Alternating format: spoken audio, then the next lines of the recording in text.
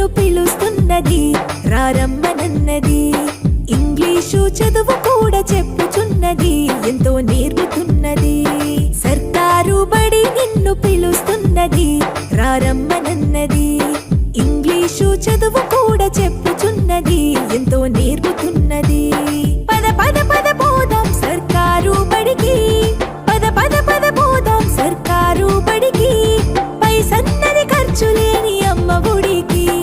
సర్కారు బడి నిన్ను పిలుస్తున్నది రారమ్మనన్నది. ఇంగ్లీషు చదువు కూడా చెప్పు